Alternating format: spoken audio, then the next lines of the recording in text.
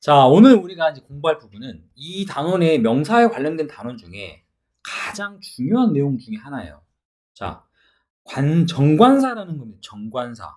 관사라는 게 정관사가 있고 우리가 이거랑 반대되는 게 뭐가 있었냐면 부정관사가 있었죠. 부정이란 말은 정해지지 않았다는 뜻이고 정관사는 정해져 있다는 뜻입니다. 자, 부정관사에는 어떤 게 있었느냐? 어떤이라는 정해지지 않는 어떤이라고 쓰는 어떤 하나에 해당되는 어나 또는 언을 우리는 부정관사라고 했습니다. 그럽니다. 기억나시죠? 중요한 건 부정관사 어나 언은 기본적으로 하나일 때만 사용하지 여러 개일 때 쓸 수가 없어요. 이해되셨어요? 거기에 비해 오늘 우리가 공부할 정관사라는 건 더라고 쓰고 얘 뒤에는요. 단수이든 복수이든 복수라는 말씀 두 명사를 말하는 겁니다. 둘 다 쓸 수 있습니다. 더라는 단어는 부정관사는 좀 다르죠. 부정관사는 반드시 뒤에 몇 개일 때 단수일 때만 사용을 해요. 단수 명사 하나일 때 이렇게 쓰이는 반면 정관사 더는 그 뒤에 단수든 복수든 상관없습니다. 그리고 더는 뜻이 전혀 처음 달라요. 그냥 정해진 그란 뜻입니다. 그 뭐뭐, 그 사람, 그 책들, 뭐, 그 놈. 이렇게 어떻게 정해져 있는 뭔가를 가리킬 때 씁니다. 이게 핵심입니다. 그럼 우리는 머릿속에 이 부정관사랑 정관사의 제일 큰 차이가 뭐냐? 정관사는 어떤 정해져 있다는 의미고, 부정관사는 뭔지 모른다는 거예요. 정해지지 않다는 거예요. 자, 그래서 그 밑에 아래서 이 특정한 것을 가리킬 때 쓰는 명사, 그라는 표현을 쓴다고 그랬고, 정관사 더는, 그죠? 모양은 이런 모양을 씁니다. 라고 정해져 있습니다. 그럼 우리가 이런 걸 쓰는 경우가 룰로 딱 정해져 있습니다. 자, 첫 번째. 앞에 한번 나왔던 명사. 자, 앞에 한번 나왔던 명사. 이거를 이제 1번이라고 정리할게요. 이럴 때는 더를 씁니다. 자, 옆에 봐볼까요? 나는 어떤, 이때의 이 어는 그냥 어떤 하나의 펜이죠. 정해져 있어요, 안 정해져 있어요? 아직 몰라요, 어떤 펜이에요. 그런데 나는 그냥 어떤 펜 하나가 있습니다. 아직까지 이게 어떤 펜인지 몰라요. 그럼 두 번째는 앞에서 언급했던 그 펜, 그죠? 여기서 언급했던 바로 그 펜을 이렇게 나타낼 때는 이제 뭐가 들어가야 돼요? 더가 들어가야 됩니다. 그러니까 이런 의미에서는 앞에서 한번 언급했던 명사를 다시 쓸 때는 더를 꼭 쓴다. 만약에 여기에다가 o를 써버리면 어떤 일이 되냐면 내가 한 펜을 갖고 있고 또 어떤 알지 못한 어떤 펜이 하나 또 있는데 이 펜이 빨간색이라는 거야. 그럼 얘랑 얘는 아무런 상관이 없을 때 펜을 쓰는 거예요. 이해되셨어요? 자, 그 다음 두 번째. 이번에는 서로 무엇을 말하는지 알고 있을 때 서로 알고 있는 경우. 자, 대표적인 게 이겁니다. 옆에 봐보세요. Could you open the door? 이라고 했습니다. 그 문을, 우리나라만 해석하면 그 문을 열어줄래? 라고 했어요. 그죠? 그 문? 갑자기 내가 여기에서 선생님이, 예빈이한테, 예빈아, could you open the door? 이라고 하면, 문 좀 열어줄래? 그러면 어떤 문을 열겠습니까? 여기 있는 문이란 건? 여러분, 와, 우리 민관이 최고입니다. 민관이 최고입니다. 방금 선생님이 여기에 방에 문이 저기 하나밖에 없거든요. 그런데 우리 민관이는 냉장고를 가리키면 그 문을, 자, 이런 경우는 서로 알고 있지 않는 경우예요. 내가 민관이를 예를 들어보겠습니다. 갑자기 민관아, 선생님 답답한데 문 좀 열어줄래 했더니 갑자기 민관이가 벌떡 일어나더니 문을 열고 자기 집에 가는 거야. 자기 집에 있는 문을 여는 거야 갑자기. 이러면 선생님이 말하는 문이랑 민관이가 말하는 문이 같나요? 이럴 수 없죠. 여기서 우리가 서로 어떤 문인지 알고 있을 때 더라는 말을 쓰는 거예요. 물론 민관처럼 내가 문 좀 열어줄래 했더니 냉장고 열고 있습니다. 당황스럽겠습니다만 우리 다 알고 있는 바로 저 뒤에 있는 저 문을 가리킬 때 이럴 때 씁니다. 아유, 그런 때 또 똑똑하네 우리 민관이. 자, 세 번째는 조금 어려운 표현인데 수식을 받은 단어입니다. 수식이란 말은 어떤 뜻이냐? 뭔가를 꾸며준다는 뜻이거든요. 꾸며준다는 뜻이에요. 자, 옆에 있는 예문 하나 잠깐 보겠습니다. 자, 플라워는 기본적으로 셀 수 있습니다. 그죠? 근데 여기는 왜 더가 붙었느냐? 아이고, 색깔이 너무 진하네. 그 꽃, 갑자기 그 꽃이 우리가 알아야 되잖아. 그죠? 이 꽃은 어디에 있는 거냐면, 뒤에 보면은 테이블 위에 있는 바로 그 꽃을 가리키죠. 지금 여기에는 이 플라워라고 하는 이 꽃들이라는 것은 책상 위에라고 하는 이 뒤에 있는 단어가 이렇게 수식을 해주고 있습니다. 그러죠? 그러면 그냥 만약 이 자리에 플라워가 나오면 이 flowers는 어떤 꽃을 가리키는지 몰라요. 들에 피어있는 아니면 꽃집에 있는 꽃일 수도 있고 무슨 꽃인지 몰라요. 그냥 아무것도 안 써져 있는 플라워는. 그런데 여기에서 더가 들어간 경우는 앞에서 언급한 문장이 있어요? 없죠. 여기는 바로 이 테이블이라는 곳 위에 있는 그 어떤 특정한 꽃을 가리키기 때문에 더를 쓸 수 있는 거예요. 이해됐습니까? 이런 경우에 더를 쓸 수 있다. 자, 마지막 4번은 이게 좀 어렵습니다. 이제 관용적으로 씁니다. 관용적이란 말은 이 영어를 쓰는 얘네들이 그냥 딱히 이유는 뭐 쓰지 않지만 우리가 이거는 사실 외우는다는 표현을 씁니다. 관용적 표현이라는 것은 이거는 우리가 암기가 들어가야 될 부분이에요. 주로 어떤 경우에 쓰느냐? 선생님, 근데 분명히 태양은 하나밖에 없는데, 그죠? 달도 하나밖에 없잖아. 또 지구도 하나밖에 없어요. 하늘도 하나밖에 없고, 뭐야? 이런데 왜 여기 선생님 더를 붙여요? 나도 이게 참 웃겨요. 왜냐면 이런 걸 우리가 뭐라 하죠? 고유명사를 해야 되잖아. 고유명사 하나밖에 없으니까. 그러면 기본적으로 어나 언 또 이런 걸 안 붙여야 될 것 같은데 기억나죠? 고유명사인데. 그런데 영어에서 이유를 딱히 표현하기 뭐하지만 이러한 것들 앞에는 꼭 더를 붙이라고, 그래서 이거를 그냥 관용적으로 외운다고 표현을 합니다. 그 대표적인 애가 보통 우리가 알고 있는 태양 the sun, 달 the moon, 그 다음에 지구 the earth, 전부 태양계 있죠. 하늘 the sky, look at the sky 그랬더니 어떤 하늘이요가 아니고 그냥 하늘을 말하는 거예요. 그 다음에 인터넷은 대문자냐, 이것도 이름이잖아요. 고유명사. 그런데 인터넷도 희한하게 더를 붙입니다. 우리 사람 이름에 더 안 붙이잖아요. 그죠? 근데 여기는 더를 붙여요. 이렇게 관용적으로 여러분이 꼭 암기를 해야 되는 단어들 앞에 더가 붙는 것들은 어쩔 수 없이 외우셔야 됩니다. 자, 이게 우리가 소위 말하는 정관사 더를 사용해야 되는 경우입니다. 그 중에 1, 2, 3번은 여러분이 이해를 하고 내용을 봐야 되고 4번은 암기가 꼭 들어가야 됩니다. 다음 시간에 선생님 이거 조그맣게 미니 테스트 볼 겁니다. 알고 있는지. 자, 다음. 자, 그러면 예를 들면 B1 같은 경우는 각각 더가 여러 가지가 있죠. 이 중에 어떤 형태의 더인지, 이 더는 위에 나와 있는 4가지 중에 포함이 될 겁니다. 그걸 잘 찾아서 여러분이 공부하시면 돼요. 혹시 모르는 단어가 있을 수 있으니 가르쳐 드릴게요. 자, 이거 blanket, 담요.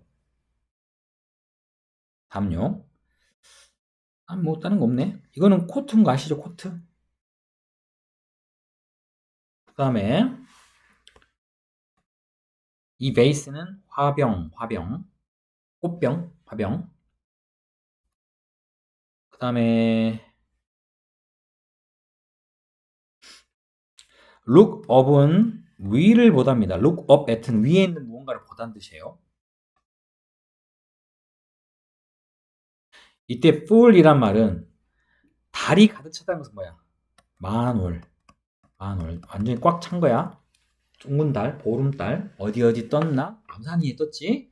그 보름달. 자를 말합니다. 자, 다음 넘어가겠습니다. 두 번째 페이지로 가서 이번에는 더를 쓰지 않는 경우입니다. 다시 말해서 관사를 생략하는 경우예요. 이게 어렵겠죠? 이게 많이 어렵겠죠? 자, 그것도 역시 이거 암기가 좀 들어가야 됩니다. 첫 번째, 우리가 보통 식사라는 건 식사 이름이라고 하겠습니다. 아침에 먹는 식사는 뭐라 그래요? 아침밥. 낮에 먹는 밥은 점심. 이렇게 정해져 있죠, 이름이 특정하게. 그래서 이렇게 breakfast 또는 lunch, 디너라는 이런 앞에는 더나 또는 같은 단어를 쓸 수 없습니다. 쓸 수 없어요. 그런데 이제 예를 들어서 식사란 단어가 meal이라는 단어에서 meal, 해피 meal 할 때 이 meal. meal은 이건 식사란 뜻이거든요. 근데 이거는 엄밀히 따지면 아침에 먹거나 점심에 먹거나 저녁에 먹는 그 식사 이름이 아니죠. 이럴 때는 앞에 어나 더를 쓸 수 있어요. 이거는 가능해요. 이런 경우는. 왜냐면 이건 이름이 아니에요. 이해되셨어요? 잠깐만요. 좀 사악한 기분이 느껴져요. 자, 그 다음에 두 번째는요. 운동. 운동 종목 있죠. 야구, 뭐 이런 거. 보세요. 축구나, 야구나, 농구나, 이런 것들 앞에는 더를 또 안 붙여요. 희한하죠? 역시 이것도 더나, 어나, 이런 걸 붙이지 않습니다. 이해되셨어요? 그 다음 또 뭐가 있을까? 세 번째. 바로 과목. 과목은 뭐야? 영어, 수학처럼 공부 과목입니다. 공부 과목. 이런 것들도 붙이지 않습니다. 대표 예가 여러분이 좋아하는 math, 네?